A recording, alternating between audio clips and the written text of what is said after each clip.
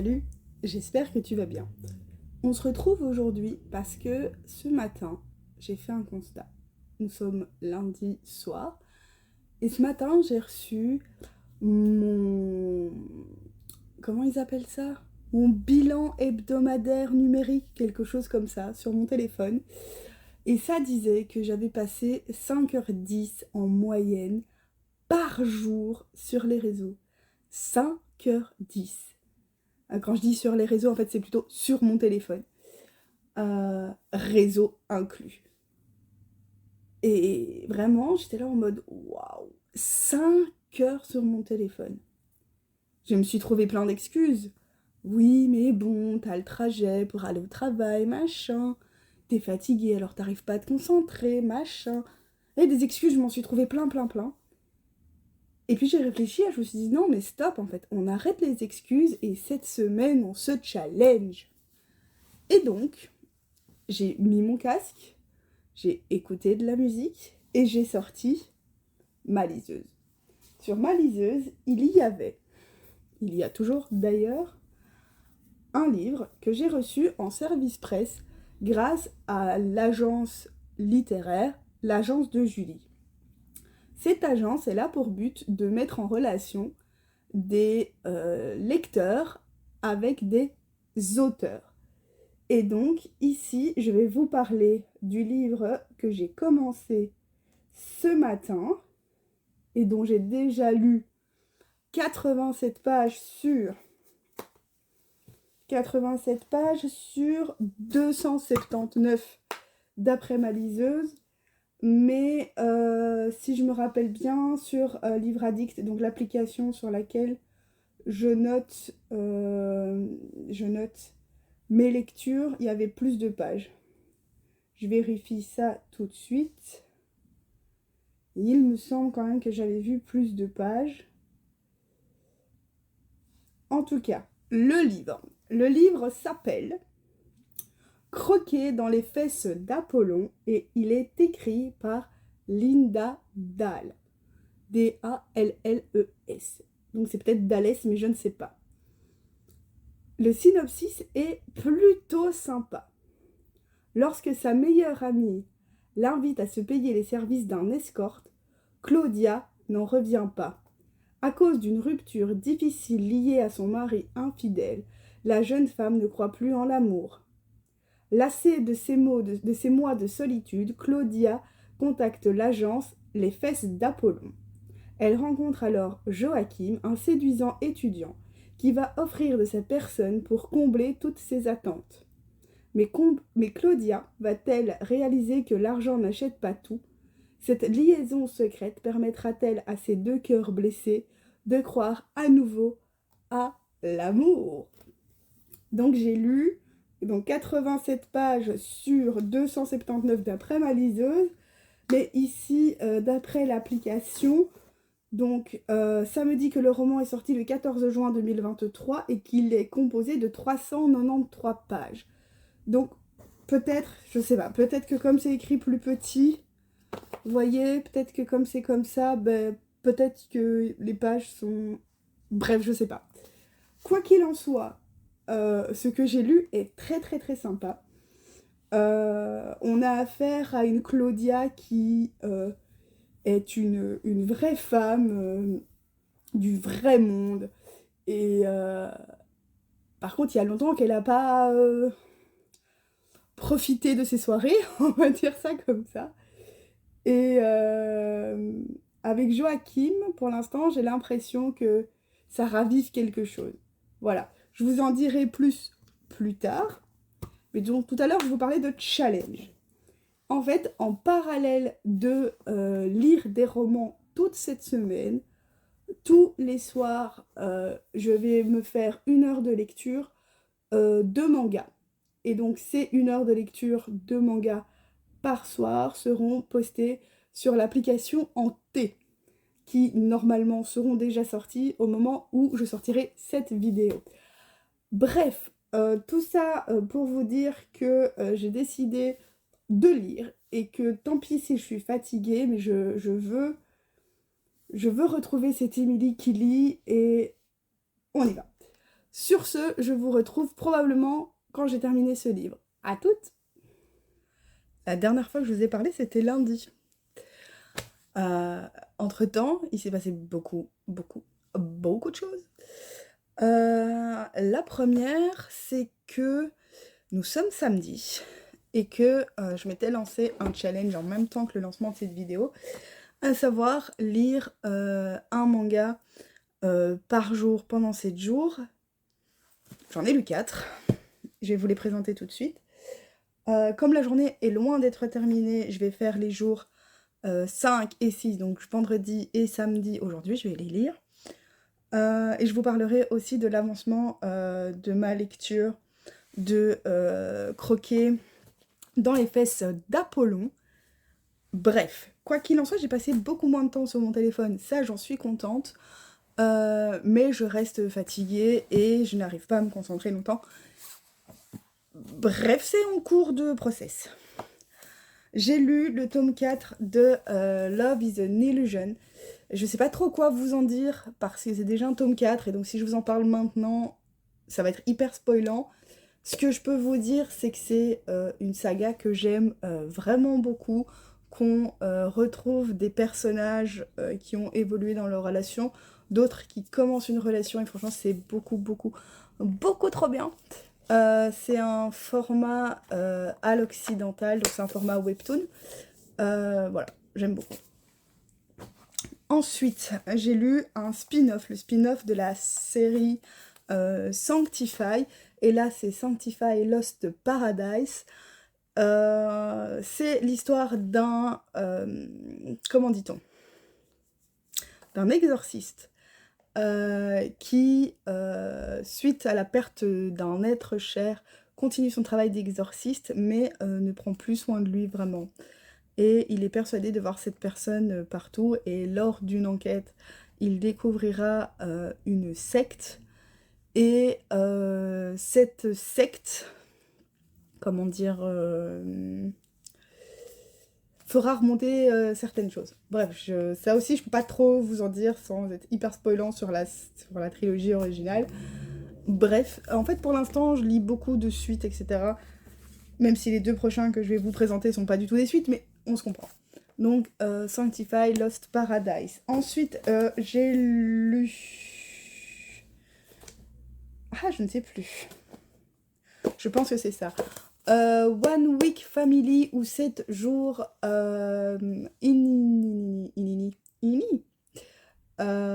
donc 7 jours inoubliables, c'est l'histoire d'un acteur qui doit tourner avec un enfant, sauf qu'il est mal à l'aise avec les enfants.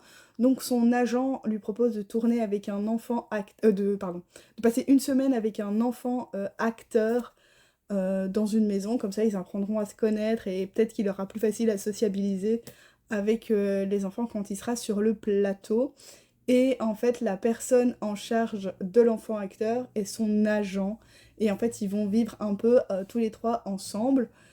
C'est un one shot, et en fait voyez ça plutôt comme une tranche de vie.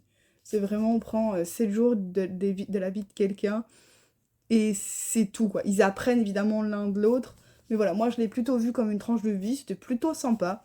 Voilà, vous pouvez le lire. Ensuite, j'ai lu Senpai This Can't Be Love.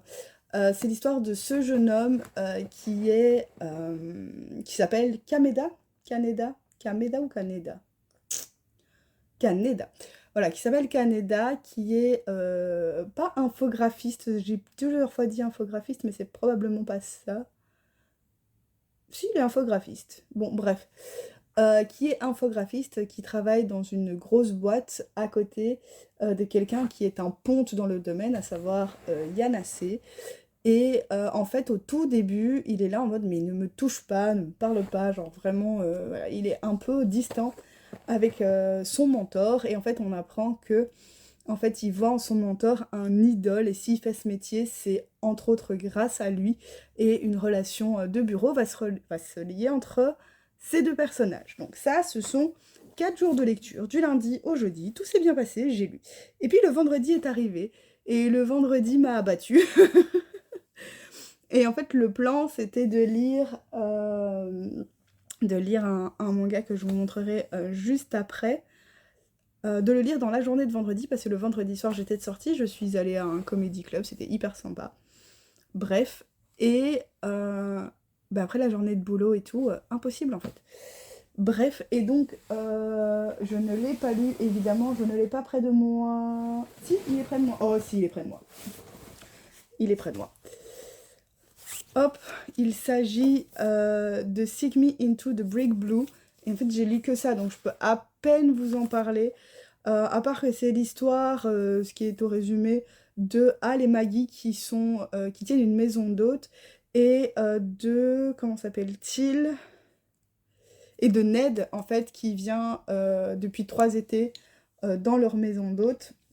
Mais voilà, je peux pas vous en dire beaucoup plus que ce qu'il est écrit à l'arrière. Pour l'instant, c'est très sympa, ça se lit plutôt bien. Donc ça, c'était celui que je devais lire vendredi. Et alors, il reste samedi et dimanche, à savoir Stay Popular, tome 2, et Kingsmaker, je vais dire tome 1, mais en fait... Si, tome... Non, c'est pas un 1. Qui est un one-shot, je crois. Je suis pas sûre. Bref. Alors, j'ai aussi à vous parler de Croquer dans les fesses d'Apollon. Croquer dans les fesses d'Apollon, j'ai lu à peu près la moitié. Et franchement, c'est hyper cool. L'histoire se lit assez facilement.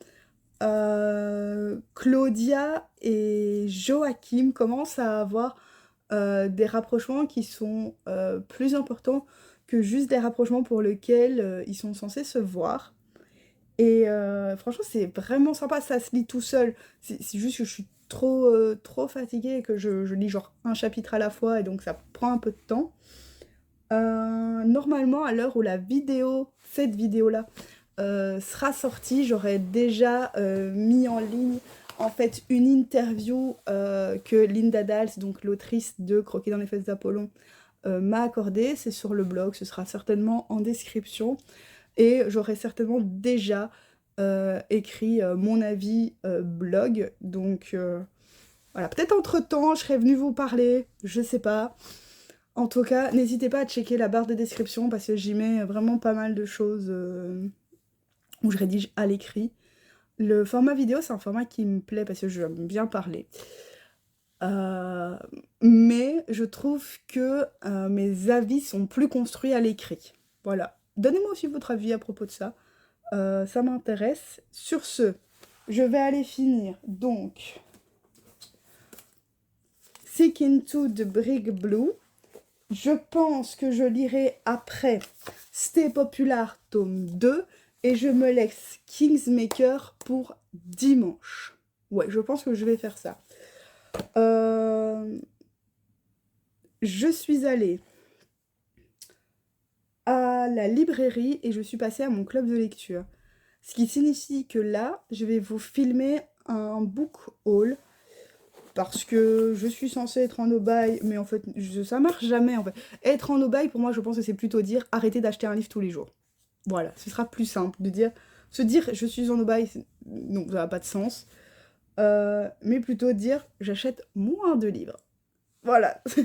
On peut pas tout faire en même temps, on peut pas réduire sa consommation de téléphone et pas réduire sa consommation, enfin, tu vois, tout en même temps, c'est pas possible. Bref, on se retrouve plus tard. Là, je vais tourner ce book haul et à tout à l'heure.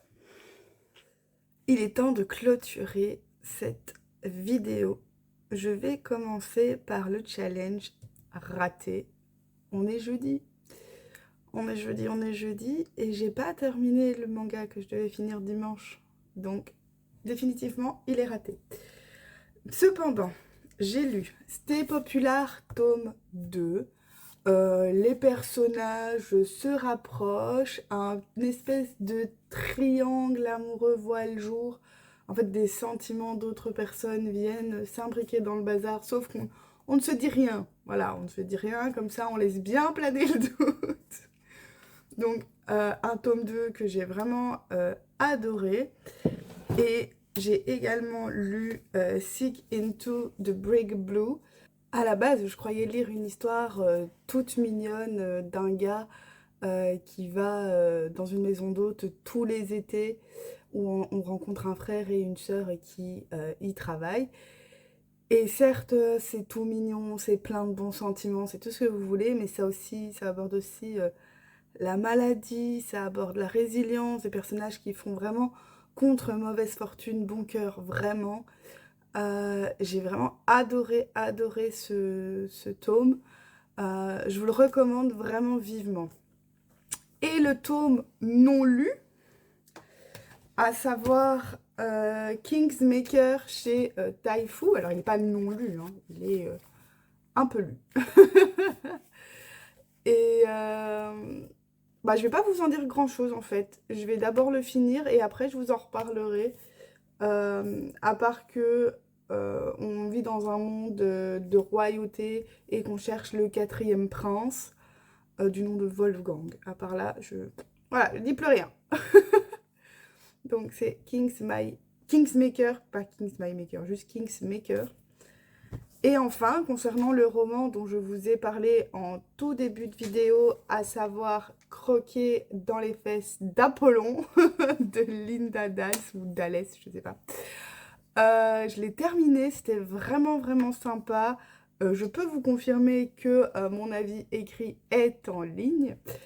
Et ça révolutionne pas le genre, mais franchement, ça se lit tout seul, c'est plein d'amitié, de Joachim qui a plusieurs green flags. À un moment donné, on pourrait croire que... Mais en fait, c'est un être humain vraiment adorable. Vraiment, je crois que c'est le mot, c'est adorable.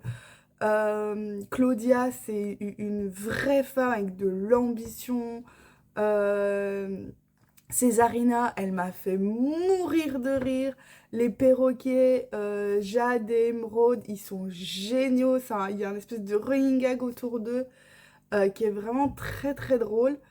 Moi, j'ai passé un incroyable moment. C'est un réel parchturner, en fait. Ça se lit, ça se lit, ça se lit, ça se lit. Il y a des petits moments spicy qui sont pas pour me déplaire. Et donc, vraiment, je vous recommande de lire ce livre si vous souhaitez vraiment passer un bon moment. Le deuxième livre de l'agence de Julie dont j'aimerais vous parler se nomme Au nom du pacte. Par contre, là, c'est un tout autre sujet et je vous retrouve le résumé tout de suite et je vous en parle maintenant. Le résumé de Au nom du pacte par Christelle Bouton. Camille, Margot, Sarah et Justine sont amies depuis le lycée. Une fois par mois, elles se retrouvent dans une grande librairie, salon de thé, au bonheur de lire. C'est alors l'occasion de parler de leurs découvertes littéraires. Leur conversation ne tourne qu'autour des livres. Il n'est pas question de parler de vie personnelle ni d'intimité. Les termes du pacte qu'elles ont conclu à l'adolescence sont clairs à ce sujet. Le rendez-vous mensuel doit laisser les tracas du quotidien à la porte, comme une pause récréative hors du temps, en somme. Jusqu'au jour où l'une d'elles souhaite évoquer son désir d'enfant. Ce coup de canif dans le contrat déclenchera-t-il la fin du rendez-vous littéraire, la fin de leur amitié? Mais que vaut l'amitié si on ne peut pas tout se dire? 4 femmes, 4 vies, 4 regards. Quand les aspirations de l'âge adulte l'emportent sur les illusions de l'adolescence, des voix divergentes s'élèvent. Toutes cependant ont un point commun, celui d'être nées femmes. Celui-là, il m'a pas mal attirée par son sujet. Je vous en dirai plus un peu plus tard. Je pense qu'il est l'heure de clôturer cette vidéo et on se retrouve la semaine prochaine. Ciao!